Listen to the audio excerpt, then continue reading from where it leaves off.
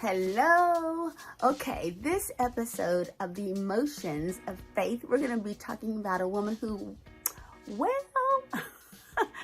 I'm actually using a pun. She was the woman at the well. Okay. And if you know this story, it's really a very interesting one because Jesus was left alone there in Samaria, okay, by Jacob's well, and he wanted some water. So a woman came out at noon. It was the hottest time to get some water. He talked to her, which, first of all, like Jews and Samaritans didn't like each other. So talking to her was the first faux pas.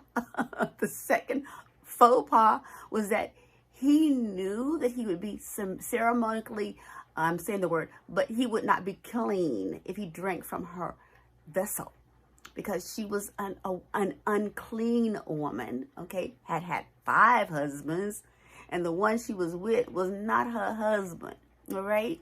And so those were the things that could have thrown her off, okay? We always look at it from Jesus's point. Well, he knew who she was, but she didn't know who he was. And you know how we are, women, somebody like try to say hi to us, we like, who you talking to?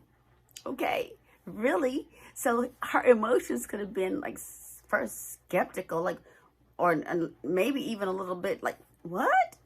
Who are you talking to? But she gave him some water, didn't she? He proceeded to tell her about herself.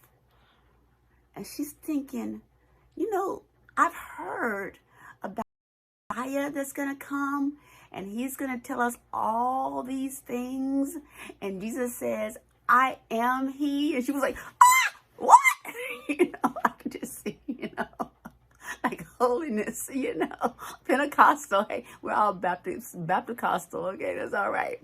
But just, oh, what?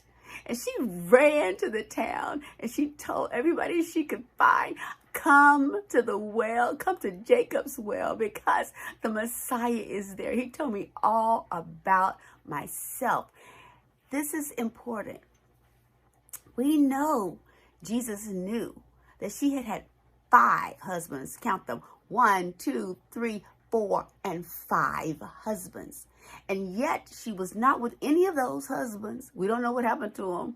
Okay. But she was with a man who was not her husband at the time. That's some condemnation, folks. Really, think about that. But did Jesus condemn her? No. He wanted to save her. So the emotions that she could have had when she first saw him was, who is this? Why is he bothering me? And then the emotion when she found out that he knew her life but did not condemn her had to be what? What do you think it was? Love, gratitude, worthiness. I'm worthy. And she said, but she was so smart, wasn't she? She said, you know what? There's supposed to be a man that's going to come that's going to do just like what you just did. And he said, I'm he? She was, yes. She's like, yes, I found him. He's the one that's going to give me living water. And the Lord said it's going to bubble up in you. Bubble up in you. I'm going to give you water that's going to live forever. It's going to bubble up in you. And you're going to have eternal life. Yeah, I tell you, thank you. That's all I got to say. Because who is without sin here? Not me. Not you. Not her. Only Jesus. And yet he did not condemn. He's not going to condemn you. If you come to him, he is not. He's going to open his arms and embrace you and say, come home. Come home. I'm going to give you living water. Eternal living water. Bye now.